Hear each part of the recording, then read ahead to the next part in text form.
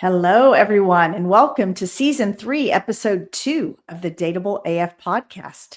Today, we are talking about, are you regulated or just really good at not feeling? We're talking about emotional regulation versus emotional suppression. I think a lot of people view emotional regulation as staying calm, but calm isn't the same thing as connected. Yeah, I know that a lot of people confuse regulation with suppression. Yep. And so let's talk a little bit about how to tell the difference between those things and why emotional suppression gets rewarded. And then we'll talk about what emotional regulation actually looks like in real life.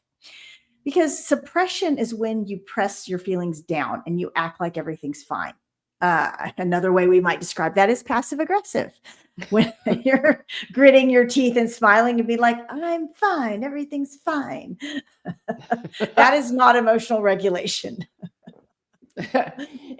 Some people, a lot of people, I think that suppression is a good thing. Oh, yeah, for sure. Because if you think about the opposite, which would be an explosion, yeah, I'd rather have somebody suppressing than exploding. But I think sometimes suppression will eventually lead to some kind of outburst or explosion later. Yeah, that actually came out in the research that I did, and the research, the opposite of suppression in the research is reappraisal. Say more about that.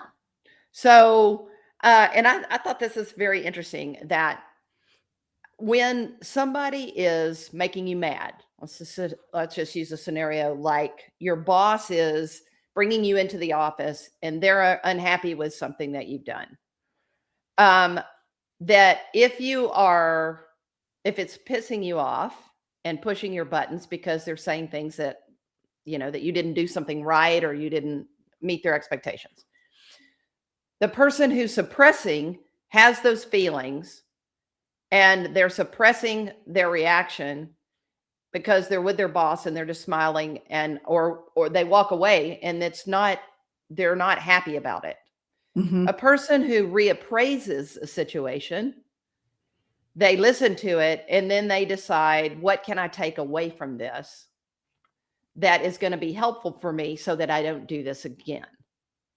That I Yes. can listen to what my boss has to say and then not personalize it so much as a personal attack, but I'm going to reappraise it and then find something from it. And then the anger goes away. Oh, yeah, that's interesting. That makes sense because you're looking at it through a different lens. Right. Yep. I think people view emotional regulation sometimes as being fake. And I want to be really clear that we are not talking about you being fake. We don't want you to be disingenuous in any way. We've said this before on the podcast that all of your feelings happen inside of you. And the only way someone knows how you're feeling is A, if you verbalize it, or B, if you act it out behaviorally in some way. So the emotional regulation is more about A. So we want you to verbalize how you're feeling. We don't want you to so much act it out. So regulating it would mean I'm really mad right now, but I'm not going to slam the door or punch the wall or yell at you. I'm going to look at you and I'm going to say, I'm super pissed off right now. That is emotional regulation. I was talking to a mom yesterday of a teen in the therapy office, and she was talking about how her teen son is really moody and that she's trying to figure out how to manage that or how to manage her own response to it. But he feels like she's asking him to be fake when she asks him to not, slam the door or not respond to her in a rude way. So we talked a lot about this. How can he be genuine, feel however he's feeling, but regulate his emotions around it? Yeah. That it's actually probably such a great conversation for parents to have about their kids, because if you've ever raised kids, they almost always go through a spell where they're moody and they are Yes. not able to talk to you about what's really going on. And a lot of it is that they are it's all out here, just Yeah. needing to come out. And I remember as a kid, when I would get really angry with my mother, and because it wasn't allowed, you weren't allowed to talk back. You were going to get in trouble for that response. And if I went upstairs, I would slam a drawer. Okay, so now I'm letting it out, and I would get in trouble for that response too. But my mother didn't have another response to give me. Yeah. Yeah. I don't think our parents had those tools to offer us. Right. And then also on this research, one of the interesting things as we talk about this is that I think people are under the assumption that if you suppress your emotions, that you are,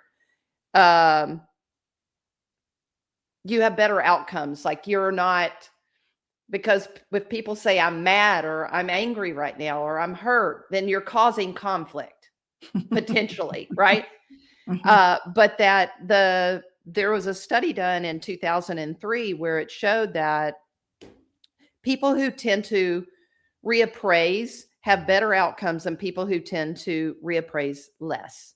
And they have also found that people who tend to suppress their emotions have worse outcomes than people who tend to suppress their emotions. So if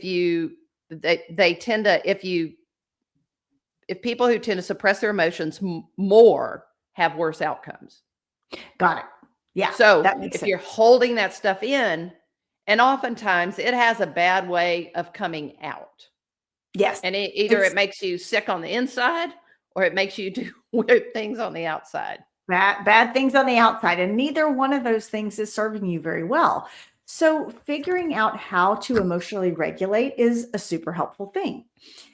Let's define in simple human terms what emotional regulation is. It's the ability to experience all of your feelings without being overwhelmed by them and without shutting down. So you can feel anger and you can still be regulated. You can cry and still be regulated. Regulation isn't about the capacity to feel. Regulation is about the capacity to feel emotions. It's not about the absence of emotion. I think most people misunderstand that. Yes. So this is a way to think about it. Regulation means that your feelings are online, but your feelings are not driving the car. You're not losing control of your words or your body because you're having feelings. You don't dump somebody on the side of the road with their suitcase. As our friend Monique had happen to her. Hey, Monique. Just a friendly shout out from your podcast buddy. Exactly. So, yeah. And I grew up in a household where people were masters at emotional suppression. Nothing was ever wrong in my house. Everyone was always very happy, stated through gritted teeth. My mom was happy. She just might have shut the cabinet a little too forcefully while she was feeling so happy. So yes, I learned from the masters about emotional suppression, and it took me a lot of years in therapy to learn how to identify what I was feeling and talk about what I was feeling. Because man, ain't nobody doing that in my household. No, no, they're not. Did you? And I don't think I ever knew you during your pretending to be happy years. No, you came in after I had already been in therapy for a little while. Thank you, Carla. I don't think I know that part of you where you were pretending something. Nope. No, it took a very skillful therapist to help me get out of that. Those were rough times. So what I described within my family of origin was one version of emotional suppression. But I think in general, we could define emotional suppression as pushing your feelings away in order to function or cope or keep the peace. Some common signs of that are what I said, the I'm fine reflex, everything's fine, I'm fine. Or people who have difficulty naming their feelings. They don't know how to say I'm sad or I'm angry or I'm scared. And then sometimes I think it looks like just squashing it down. So people just look really emotionally flat. Another huge thing, oh my God, I see this so often, are physical symptoms like fatigue or tension. So people who are always tired are people who are probably suppressing their emotions. They're not regulating their emotions very well. Yeah, I've noticed that too. And people, and I also think that and based on this research, it has a direct correlation to depression. Yeah. So you holding that in, and you're talking about childhood. It is interesting when you grow up in a house where there are siblings, right? And Mhm. uh, and everybody, as an adult, you talk about these situations that happen in your house, and one of you goes, "Oh my gosh, I had the best childhood ever. It was fantastic. And my parents we were like the Brady Bunch." And the Uh-huh. other, you're looking at going, "Where the hell? What house were you in? What? Where, Yeah. we're not." I literally had this happen. My sister and I were talking to someone about our family of origin, and my sister said, I grew up in the Beaver Cleaver family. She literally said those words. And I looked at her like she had three heads, and she was like, no. And she went on to talk about the parts of her childhood that gave her that experience. And more power to her, man. She's able to focus on the positives. I must do a shout out to your sister because I do know your family, and they've been adorable, and I love so many people in your family. Mhm. And whoa, is she like there? I Our just parents know. were not Ward and June. I'll just say that. No, they were not. I mean, your father, he likes to show those pictures of people he killed during the war. But it was a war, so I guess it's okay that he killed. Oh God. I know that those of you who don't know me probably don't find that so funny, but yeah, I think every person I ever dated in my life, my dad brought out his war pictures. Poor Sarah. It is like a nightmare when you were missing at the house. Oh All my of a sudden, God. you couldn't be found. She was like, "Oh no, he's got her. He's trapped Uh, her in the back yep. bedroom, and they're going With through the the photo photo album." albums. Yep. Well, that was special. Uh, this also, though, this dynamic I think is fairly interesting because having grown up also in a house we had many great things happen in my household. And then we also had some really serious, Yeah. funky stuff, right? As we all did. Yes. Right. And my brother and sister and I all had different reactions to that. And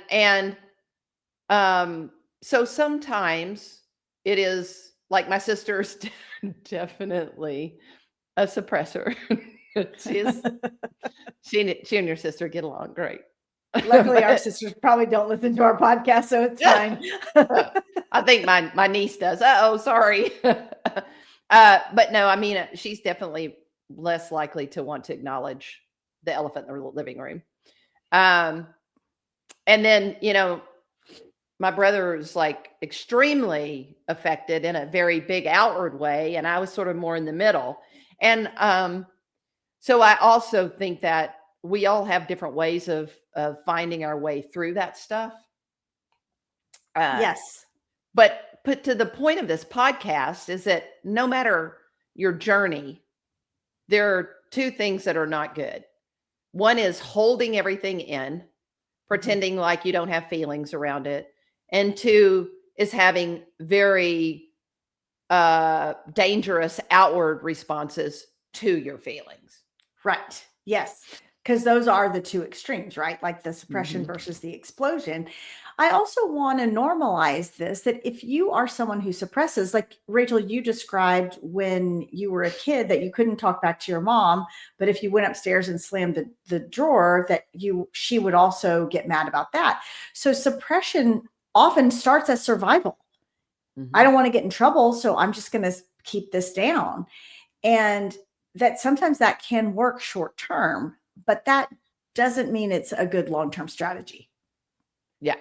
And that is that for sure I should have been able to have I needed to be able to have my feelings. I mean, I was going to have my feelings, Yes. but I didn't have an alternative way to put those out there that was a healthy way. So slamming my drawer was not really, that's not going to help me in life, that outward sort Right. of thing. Right. Yes. Yes. Yeah. Yeah.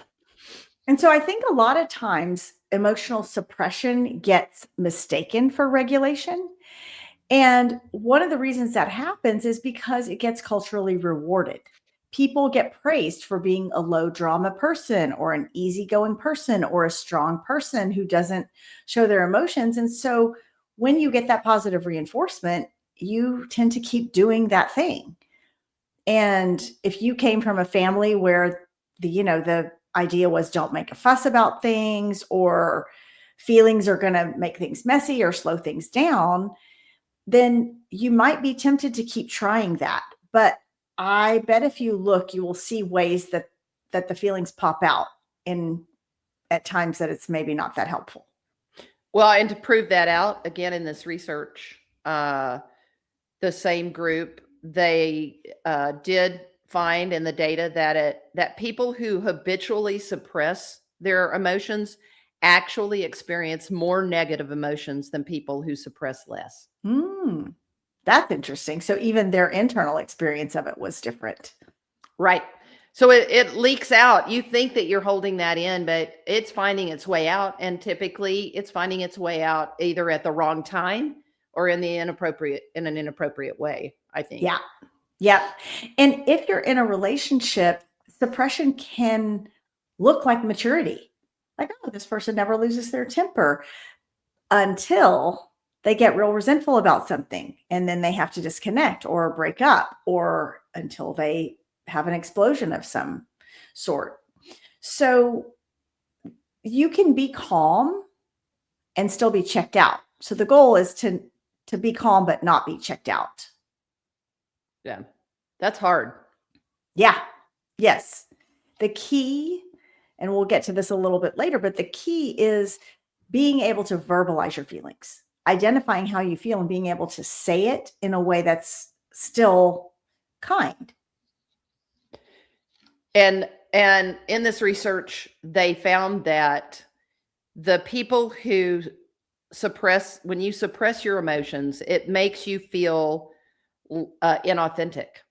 And that makes perfect sense to me, which leads to feeling worse about yourself. And then, of course, that translates into your relationship. So I think we all know that when you're in a relationship, friendship, partnership, dating, if you feel like you're constantly having to bite your tongue, or you're scared to really say, hey, I didn't really enjoy that, or I really don't want to kiss you on the cheek at the end of this bad date. Right. Refer to episode 1 if you didn't hear that story. Yeah. Hey, I'm thinking about that. That's a great example of, I feel pretty sure she was going to reach out and shake his hand and say she had a nice time. She didn't want to give him a kiss on the cheek. Yes. He pushed it. I think she felt forced to do it and she didn't want to do it. I have guarantee you she walked away from that not feeling good about herself. She didn't want to do that. Yep. I think you're absolutely right. So let's talk about ways that suppression can show up in a partnership or other kinds of relationships. One of the things I see is people who avoid conflict, just like you said, they don't want to say, "Oh, hey, I don't really want to do that right now." So in order to avoid the conflict, they just push their feelings down and go along to get along. Yeah. I mean, we all do that to some degree. It's okay to, like we've talked about in a past podcast, sometimes you agree to do things that you don't love, but you do them because you love the person or you're okay with it. But that's very different than constantly pushing down something that is very displeasing to you. Yeah, constantly over accommodating things. And this is another thing that I see in the therapy office is that when someone finally has the courage to bring something up that their partner's doing, often that partner had no idea because the person was suppressing it. So they had no idea that their partner was even upset about something. And your needs are not going to get met if you're just continuing to over accommodate something. Or if you withdraw instead of engaging, shutting down, it's called stonewalling, is a way of withdrawing and suppressing instead of just engaging and hashing things out. I got to tell you guys out there too, I don't trust anybody that doesn't have an opinion about something. Mm-hmm. Yes. Come on. I mean, you have to have a desire or a feeling around something. Yes. And Yes. I just don't believe that people don't. And so Well, I would you don't trust want it. to, yeah, would you want to be friends or partners with someone who didn't have any opinions? That sounds terrible. No. I mean, I guess as long as their opinions aren't in conflict with mine. Right. There's the key, finding someone who has all the same opinions. So by contrast, we talked about what suppression looks like in a partnership, but regulation in a partnership is expressing your own feelings without attacking someone. So you've heard us say this many times, but expressing your feelings is saying the words I feel followed by a feeling word. I feel sad that you didn't get to our dinner on time, or I feel angry that you didn't get to our dinner on time. I feel sad that you're an unreliable person. No, we don't say it like that. Or I feel like you're unreliable. Also, not a feeling statement. So expressing your feelings without attacking the person and staying present. Like, it feels awkward. It feels uncomfortable to talk through these things, but don't go away. Just hang in there. You're going to get past it, and repairing that rupture is going to feel so much better. Yeah, it is. There's that moment where it feels very uncomfortable. And then if you do stay in it, it passes. And then you've actually done something good and you can set it Yes. aside. Yes. And so a way that you could think about this is repression would be saying, I don't care. Like, I don't care that that happened. Regulation would be, I do care that that just happened, and I need a minute to process how I feel about it. So it's letting the person know that you care and that you're going to take a beat versus, shutting down and pretending like you don't care. Yeah. How do you tell the difference in yourself? Between suppression and regulation? Yeah. Well, I think there are some self-check questions that you can ask yourself. So after emotional moments, ask yourself, do you feel clear or do you feel empty? Do you feel relieved after those emotional moments happen, or do you feel numb? So this lets you know if those emotional moments are taking you more toward clarity and relief, or if they're taking you toward emptiness or numbness, because you don't want to feel empty or numb. Yeah. Also, I think about people who are managing people, or I say managing, dealing with people who aren't very good at emotional regulation. Mm-hmm. And that I think it's tricky if 1 minute they do it well, but the next minute they do the same thing over again. Oof, that's so hard. That inconsistency. Yeah, and I don't Yeah. think that's I think that that's fairly common with people who are dysregulated, is that they can sort of present like, "Oh, I'm okay." And then the next minute you're back where you were in the same scenario. Yeah, absolutely. I have no idea how to manage that. You just run from it. I think you just run the other direction. Run away, avoid it. Lop it off like a bad limb. Lop it off like a bad limb. That's Rachel's and my strategy for many things. It's more, we have more of that word in 2026. Exactly. So a question that you can ask yourself to see, this is just like a practice, is if you pause and ask yourself at any given time what you're feeling, can you name a feeling? Or do you just say, I'm fine, or I'm annoyed? Annoyed is one of those very kind of benign things that let people know that you're displeased, but it's not really telling them anything. Fine, not a feeling. I hate that you specify those feeling words. I know you do. Because when I get ready, I like a broader choice of words for my feeling Uh-huh. words. Yep. Well, usually, so the feeling words are happy, sad, angry, and scared. They don't And always fit. well, give me an example and I'll tell you. Anxious, Scared, mad. angry. See, they all fall under one of those categories. So if you feel annoyed, you're probably angry, but you don't want to say the word anger. So you say something that sounds a little lighter and more benign. So you say annoyed. So just practice asking yourself at any given moment, how am I feeling right now? It will help you tune in so that you do not become a suppressor. You become a regulator. Do any of your clients say they're feeling a little annoyed with you in the moment? Probably. They're allowed to say that. It's fine. What happens though if you don't say your feelings is they're going to come out sideways at some later time, and it's better to just say it in the moment, because that regulation leaves you feeling connected with the other person and suppression leaves you feeling distant. So that's really your clue is if you feel more connected after a conflict, then you are regulated. If you feel distant after a conflict, then you're probably suppressing. That's a good rule of thumb. Yeah. Easy to remember. Yep. So how do we move toward real regulation? Well, awareness certainly is a start. Yep. Being aware of how you feel. Yes. What you just said is a great little tool, I think. Yeah. Yeah. Starting to get awareness about your feelings.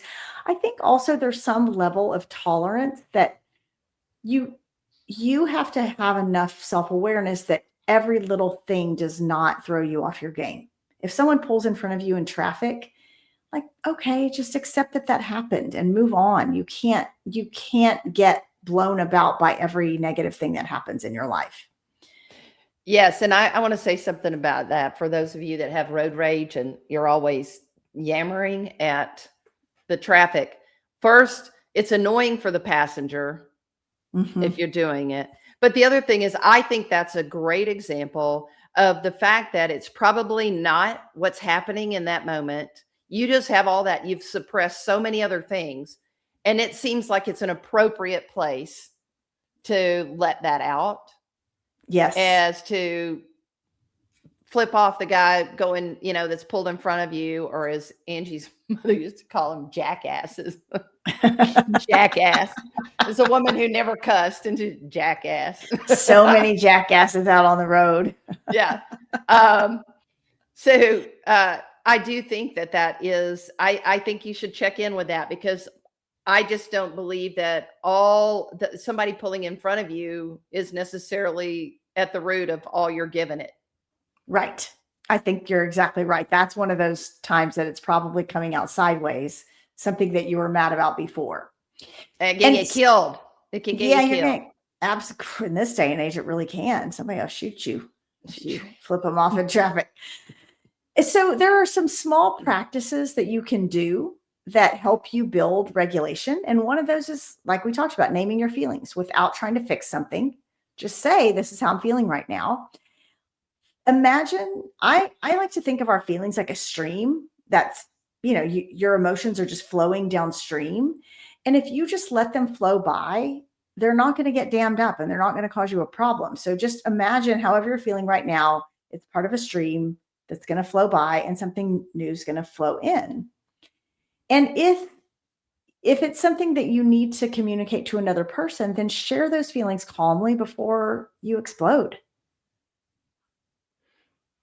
Yeah, I find it, that stream thing, I'm going to work on that. I'm going to use that. They just flow by, because I really want to fix mine. Yep. And people want to dam it up. Like, I'm going to hold on to this anger and I'm going to, gnaw it like a bone. And how's that helping you? It's making you feel worse. So that's toxic. Yep. And so, you don't need to feel everything all at once. You can sort of titrate this and let yourself feel a little bit at a time, because regulation is going to grow with practice. It doesn't grow with pressure. So just give yourself an opportunity to kind of practice these things. Well, let's talk a little bit about takeaways. This is a lot of information to digest. Yes, a lot of in information. Yep. The first takeaway that I want to say is that suppression is not failure. It's a strategy that you learned at a younger age, and it probably doesn't serve you so well. So don't beat yourself up about it, but let's try to replace it with something else. And regulation doesn't mean calm, it means capacity. Yes. Yes. And when you feel more, it doesn't mean that you lose control. It means that you communicate those bigger feelings in a different way, but you don't have to lose control just because you're having big feelings. And emotional presence is what creates connection. And that kind of goes back to our episode about intimacy, Hmm. is that showing somebody when you're hurt, when your feelings are hurt in a regulated way, builds intimacy. Yes. Yes, it does. So I want to leave you with this. If you are someone who's been praised for not feeling, I want to be clear, this episode isn't a call to fall apart.